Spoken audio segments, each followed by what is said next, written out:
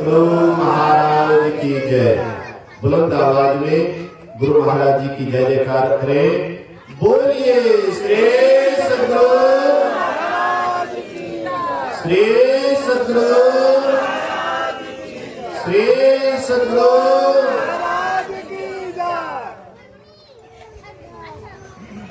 ध्यान मूलम गुरुर्मूर्ति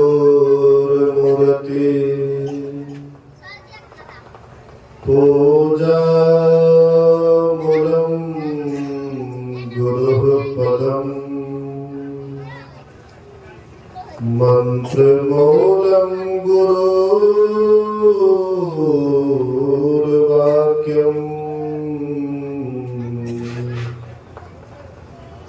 मोक्ष मूलम गुरु कृपा। धन्य धन्य सद्गुरु सुखद महिमा कही न जाए। जो कुछ कहो तुम्हारी कृपा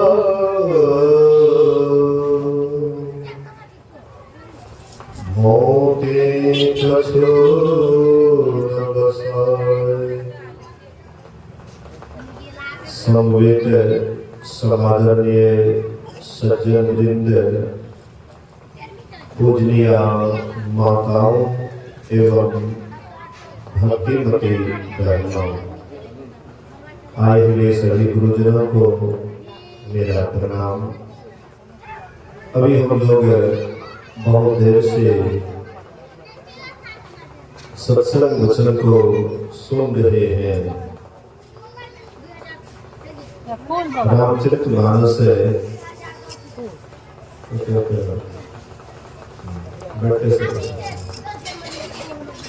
अभी हम लोग श्री रामचरितमानस सारस्वती के सप्तम सोपान उत्तरकांड से श्रवण कर रहे थे। जीवन मुक्त ब्रह्म पर चरित सुलहित ध्यान, जे कथा न करही रति तिनके ही वासना। गोस्वामी तुलसीदास जी महाराज कहते हैं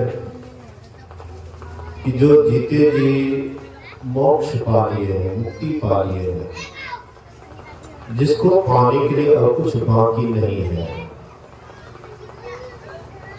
पाने का हद मोक्ष है, परमात्मा की प्राप्ति, ईश्वर की प्राप्ति।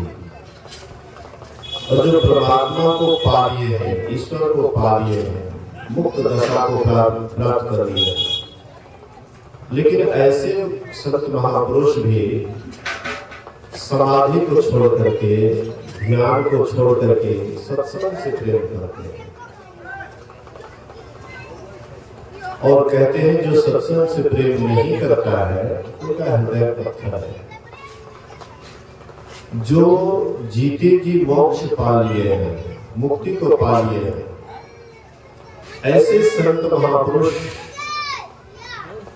किस स्वभाव के होते हैं, उसका क्या लक्षण होता है, एक छोटी सी उदाहरण से स्पष्ट होगा। एक रामायणी गुरु महाराज जी के पास आए,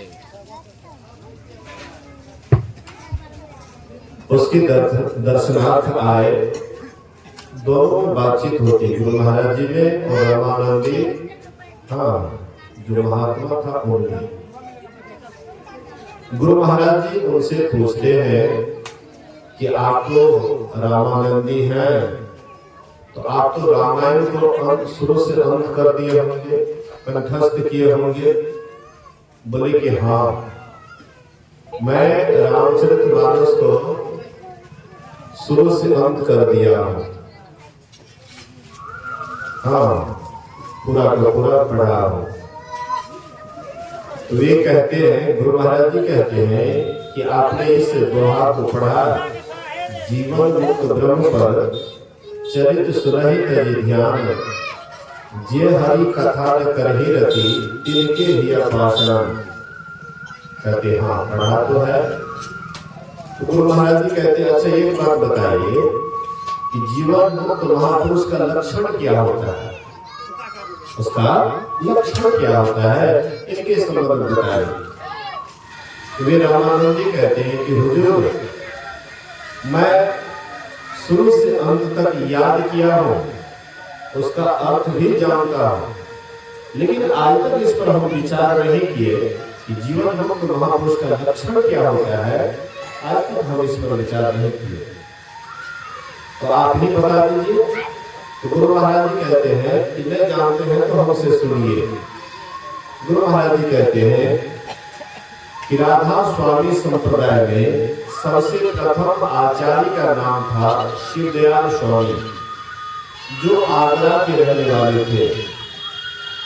उनकी पत्नी का नाम राधा था और उनके एक शिष्य हुए जिनका नाम था सालिग्राम साहब, जो जनरल प्रथम पोस्ट मास्टर थे, नौकरी भी करते थे और गुरु की सेवा भी करते थे। संयोग से वे जब नौकरी छोड़ करके गुरु महाराज जी की बहुत हद तक सेवा किए, बहुत सेवा की। एक दिन गुरुदेव से प्रार्थना करते, गुरुदेव मेरी प्रबल इच्छा है कि गुरु और गुरु माता के नाम पर इस संप्रदाय का नाम रखो राधा स्वामी। वे कहते हैं शिवदयाल स्वामी ऐसे तो ये अनामी मत है, इसका कोई नाम नहीं है। नाम कहो तो संत मत, नाम नहीं कहो तो अनामी, इसका कोई नाम ही नहीं है। अंतर मार्ग का कोई नाम हो सकता है, कोई नाम नहीं है, अनामी मत है। नाम कहो तो संत मत। कहते हुजूर मेरी प्रबल इच्छा है कि गुरु और गुरु माता के नाम पर इसको रखो। विशेष आग्रह होने पर वे कहते हैं कि ठीक है, लेकिन संत मत को भी रहने देना। और जब उनके गुरुदेव अपने शरीर का परित्याग कर दिए, चोला छोड़ दिए, तो गुरुगद्दी पर आसीन हुए सालिग्राम साहब। ये एक दिन गुरुगद्दी पर आसीन थे और सत्संग, हाँ, बहुत से भक्तों के बीच में सत्संग कर रहे थे। पहले एक गारहस्थ जीवन जिए थे, बाल बच्चेदार थे। बाद में इनको वैराग्य हो गया, ये घर द्वार छोड़कर गुरुदेव की ही सेवा में रत रहने लगे।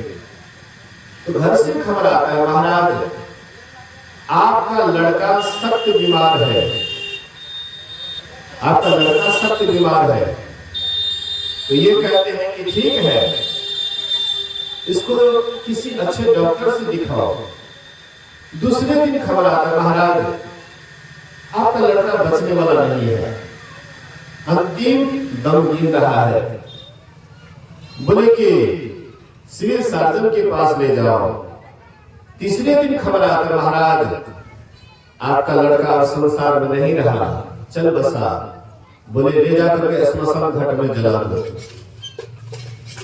थोड़ा विचार कीजिएगा, लड़का सख्त बीमार है, किसी अच्छे डॉक्टर से दिखाइए। फिर दूसरा खबर आता है बचने वाला नहीं है, तो सिविल सर्जन से दिखाइए। मर गया, श्मशान घाट में ले जाकर के जला दीजिए। क्या ऐसी स्थिति सबको हो सकता है? सबके अंदर इस तरह की स्थिति हो सकती है? आपका अगर बाल बच्चा बीमार पड़ जाए और आपको खबर हो जाए, क्या आप यहाँ शांति से रह पाइएगा? आपका मन शांत रह पाएगा? इतना आपके अंदर हलचल होगा कि यहां से आप दौड़ते हुए जाइएगा। और कहीं विशेष, हाँ, अंतिम दम गिन रहा है, तब तो आपको दांती पर दांती लगना शुरू हो जाएगा। आप कहीं मर गया ये बात अगर सुन लीजिएगा, तब आपकी क्या दशा होगी वह तो आप थोड़ा अपने अंदर में समझ सकते हैं। लेकिन ऐसे महापुरुष जीवन मुक्त महापुरुष होते हैं जैसे उनको कोई आसक्ति नहीं रहती है, जीते जी सभी आसक्तियों से ऊपर उड़ जाते हैं। वे शरीर को कपड़ा के समान देखते हैं। बोलिए प्रेम से श्री सद्गुरु। शरीर को कपड़ा के समान देखते हैं। जैसे हम आप इस जीवन में कितना कपड़ा अभी तक में बदले होंगे शायद ठिकाना नहीं है। जब से जन्म लिए तब से कितना कपड़ा बदले इसका कोई ठिकाना नहीं है। लेकिन अभी तक कोई कपड़ा पुराना हो गया या फट गया उसके लिए आपने रोया? कभी आपने आंसू बहाया? नहीं बहाते। यहां तक कि बड़े खुशी खुशी नया कपड़ा धारण करते, क्योंकि आप जानते हैं कपड़ा फट गया इससे क्या लेना देना। अरे फट गया तो अब नया कपड़ा लेंगे, नया कपड़ा लेकर के खूब उत्साह के साथ पहनते हैं। वैसे ही जो साधना में उच्च अवस्था को प्राप्त कर लेते हैं, जीवन मुक्त अवस्था को प्राप्त कर लेते हैं, वे भी देखते हैं कि यही कपड़ा के समान शरीर है। उनको भी शरीर से आसक्ति नहीं रहती है, वे शरीर से अनासक्त रहते हैं। ऐसे जीवन मुक्त महापुरुष भी जिनको संसार से कोई आसक्ति नहीं है, ऐसे संत महापुरुष भी सत्संग के नाम पर वे तुरंत सत्संग के लिए तैयार हो जाते हैं। यहाँ तक कि ध्यान को भी छोड़ देते हैं, सत्संग से प्रेम करते हैं। गुरु महाराज जी ने जब विशेष जर्जर अवस्था हो गया था, बहुत कमजोर हो गए थे, लोगों ने मना किया कि हुजूर अब ये सत्संग में जाने योग्य शरीर नहीं है, बहुत आप कमजोर हो गए हैं, इसलिए हुजूर सत्संग में मत जाइए। गुरु महाराज जी कहते हैं कि नहीं दास सत्संग में नहीं जाएगा तो कौन जाएगा? नहीं दास सत्संग नहीं करेगा तो कौन करेगा? सोचिए, सत्संग मेरी श्वास है। जहां रहो सत्संग करो, अपना भी सीखो और जहां तक हो सके दूसरे को भी सिखाओ। गुरु महाराज जी का ऐलान था। गुरु महाराज जी बराबर कहते थे। कहने का मतलब है जो जीवन मुक्त महापुरुष है उनको भी सत्संग से बड़ा लगाव है, बड़ा प्रेम होता है। और जो सत्संग से प्रेम नहीं करते हैं, कहते उनका हृदय कैसा? पत्थर के समान। पत्थर जैसे कठोर होता है वैसे ही उनका हृदय कठोर होता है जो सत्संग से प्रेम नहीं करता। चाहे वह संसार में कितना हो कोई उपकार कर ले, कितना हो कुछ कर ले, बड़े बड़े पद को हासिल कर ले, प्रधानमंत्री मुख्यमंत्री राष्ट्रपति हो जाए, लेकिन अगर सत्संग से प्रेम नहीं है तो बड़े पद पर होते हुए भी उनका हृदय पत्थर के समान है। लेकिन जो सत्संग से प्रेम करते हैं तो सत्संग से प्रेम करना चाहिए। भगवान श्री राम सभी प्रजाओं को बुलाए और सबको बुला करके, भगवान श्री राम सबको बुला करके सभी प्रजाओं से अनुरोध करते हैं कि हे प्रजाओं, ऐसा मत सोचना कि मैं ममता में आकर के बुलाया हूं। अभी जो यहाँ पर दोनों भाई कार्यक्रम करवा रहे हैं, ये ममता में आकर के सब कुटुंब जन को बुलाए, अपने कुटुंब परिवार को, जो इसका अपना कुटुंब परिवार था उसको निमंत्रण दे करके बुलाए, सबको बुला करके भोज भंडारा करवाए। लेकिन भगवान श्री राम अपने कुटुंब को नहीं बल्कि प्रजाओं को बुलाए, निस्वार्थ भाव से बुलाए। अब बुला करके भगवान श्री राम कहते हैं कि हे प्रजाओं, तुम लोग ऐसा मत सोचना कि मैं तुम्हारा राजा हूं और तुम हमारी प्रजा, इसलिए जो कहूंगा वही तुम करना, ऐसी बात नहीं। लेकिन हाँ, अगर मैं तुम्हारे हित की बात कहूं, वही मेरा सेवक है जो मेरे अनुशासन को मानता है। हाँ, अगर अनुचित बात कहूं तो मेरे मुंह को तुरंत बंद कर देना, बरस देना। भगवान श्री राम कहते हैं, बड़े भागे मनुष्य तन पावा, सुर दुर्लभ सद ग्रंथ ही गावा। हे प्रजाओं, बड़े भाग्य से मनुष्य का शरीर मिला है।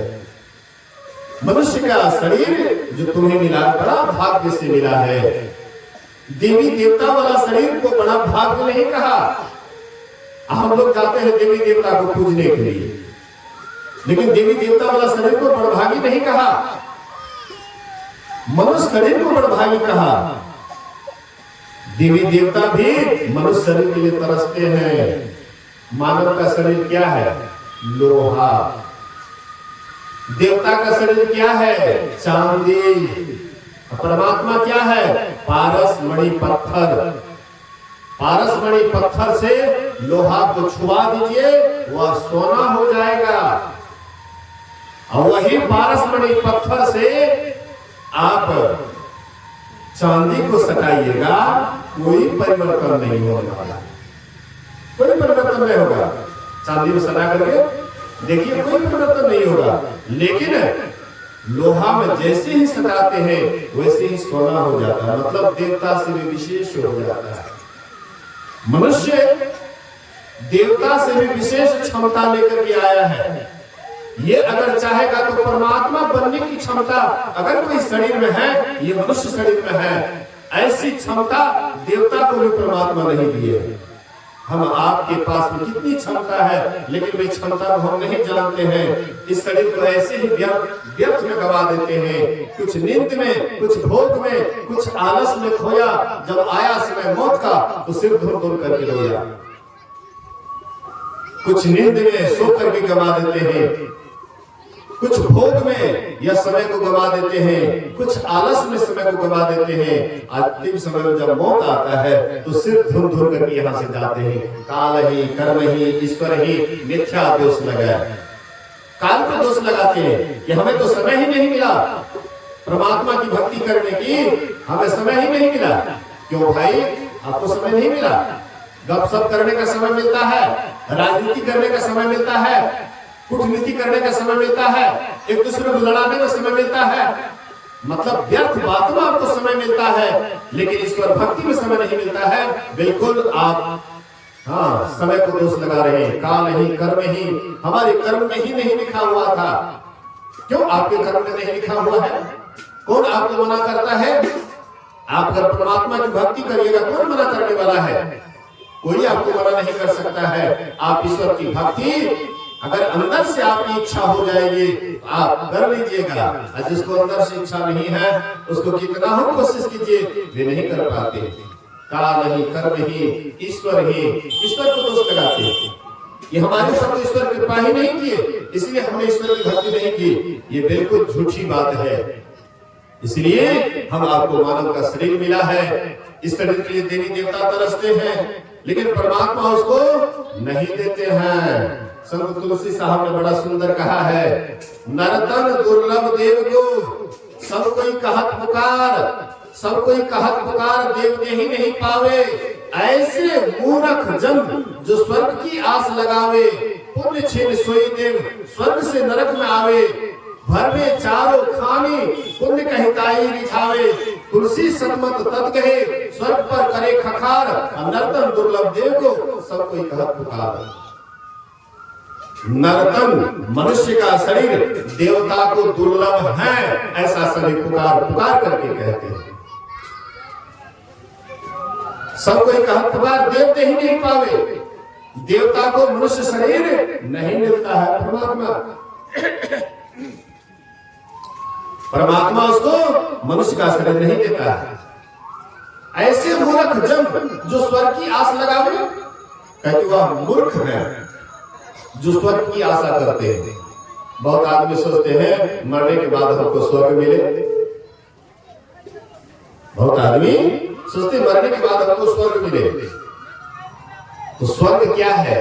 कमा करके आप गए वहां पर, बैठ करके खाए, उसके बाद गलथा दे करके वहां से आपको नीचे गिरा देते हैं, नरक में गिरा देते हैं। स्वर्ग वही चीज है। जैसे लोग पंजाब जाता है, कमा करके लाता है, यहाँ बैठ करके कुछ दिन खाता है, फिर जब पैसा खत्म हो जाता है तो फिर जाता है पंजाब। इसी तरह से आप पुण्य का पूंजी, जितना ही आपके पास में पुण्य की पूंजी है, उतना ही पुण्य का पूंजी लेकर के जाते हैं स्वर्ग। और उसके बाद जब आपका जैसे पुण्य का क्षय होता है, वैसे आपको वहां से नरक में डाल दिया जाता है। तो कहते हैं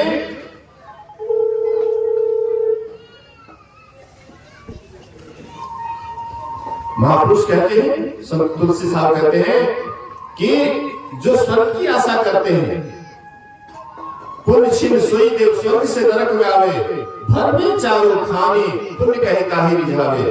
तुलसी सतमत तत् कहे स्वर्ग पर करे खखार। संत महापुरुष स्वर्ग पर खखार करते हैं। नरतन दुर्लभ देव को सब कोई कर पुकार, मनुष्य शरीर देवताओं को दुर्लभ है, ऐसा सभी पुकार करके कहते हैं। महर्षि शाही स्वामी महाराज कहते हैं, तरसते हैं जिसके लिए देवता, इसकी महिमा है कैसी तू ही अब बता। हाय ऐसा अमोलक रतन खो दिया, सोच रे मनी से पाप भला क्या किया। प्रभु ने मानुष जन्म तुमको कैसा दिया, सोच रे मनी से पाप भला क्या किया। तरसते हैं जिसके लिए देवता, जिस मानव शरीर के लिए देवी देवता तरसते हैं, लेकिन उनको मनुष्य का शरीर नहीं मिलता है और हम आपको मनुष्य का शरीर मिला है क्या करने के लिए। ये शरीर कैसा है? साधनों का धाम और मोक्ष का रास्ता इसी शरीर में है। हम आपके पास में 9 दरवाजा है, 2 आंख, 2 कान, 2 दूना 4, 2 नाक, 2 तिया 6, 1 मुंह, 7, नीचे का 2 दरवाजा, मलमूत्र विसर्जन करने का दरवाजा, कुल मिलाकर के 9 दरवाजा है। ये 9 दरवाजा में रह करके अगर हम शरीर छोड़ते हैं तो समझिए नरक में जाते हैं। तन नव द्वारहु रामा अति ही मलिन हो ठामा।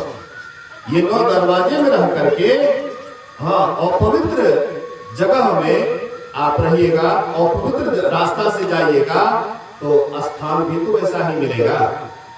तो ये जितने भी 9 दरवाजा है ये अपवित्र दरवाजा है। एक ही रास्ता है जो बिल्कुल पवित्र है, बिल्कुल साफ सुथरा है, वही दरवाजा है 10वां दरवाजा। और वह दरवाजा साधनों का धाम और मोक्ष का उसी होकर के रास्ता है। बाद बाकी इधर कोई रास्ता इधर संसार की ओर ले जाने वाला है, एक ही रास्ता है जो ईश्वर की ओर ले जाने वाला है, उसी को हरिद्वार कहते हैं। हरिद्वार से मतलब ये नहीं सोच लीजिएगा कि उधर जो ऋषिकेश हरिद्वार है वो हरिद्वार, वो नकली है। असली हरिद्वार आपके भीतर में है। वह हरि का द्वार 2 नैनों के बीच में तीसरा नेत्र जिसको कहते हैं, जिसको शिव नेत्र कहते हैं, जिसको आज्ञा चक्र कहते हैं, जिसको 10वां द्वार कहते हैं, जिसको शिव नेत्र आदि बहुत नामों से उसको जानते हैं।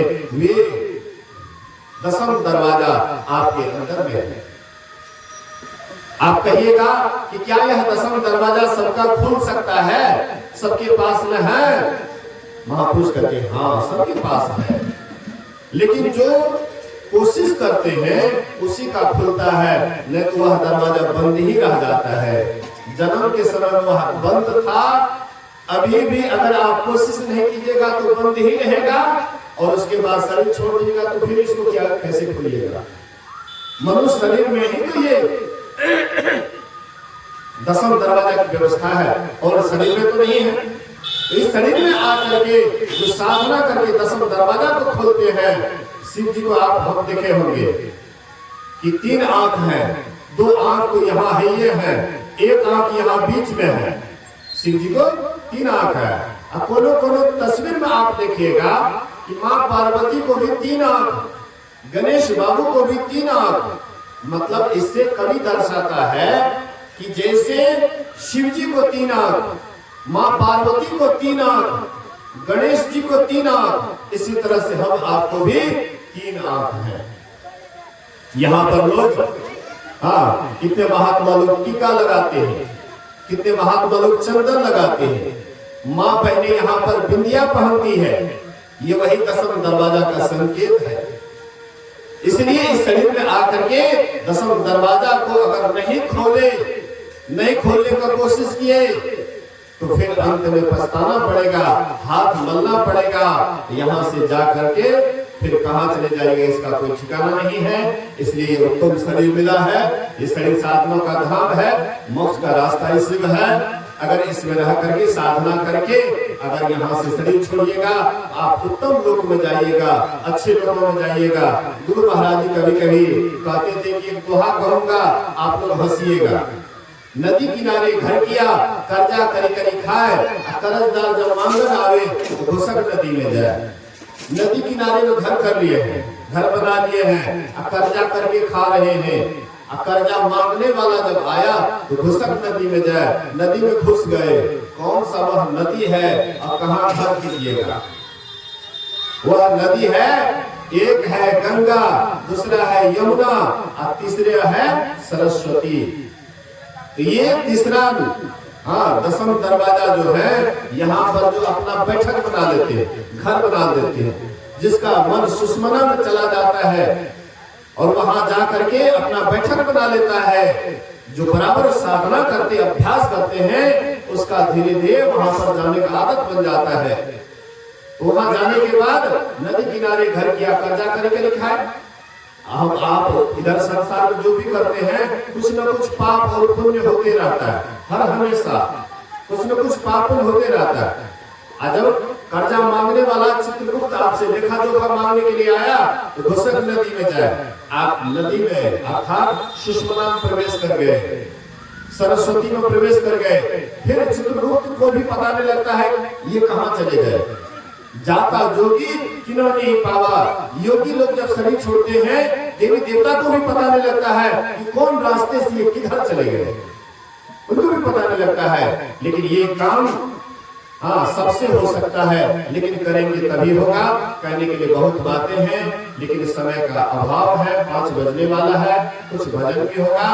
तो शिवेंद्र जी अभी यहाँ उपस्थित नहीं है, उनसे अनुरोध है कि आप अविलंब यहाँ आकर के भाग लीजिए। पहले मन से श्रद्धांजलि दी जाएगी और फिर तन से श्रद्धांजलि दी जाएगी।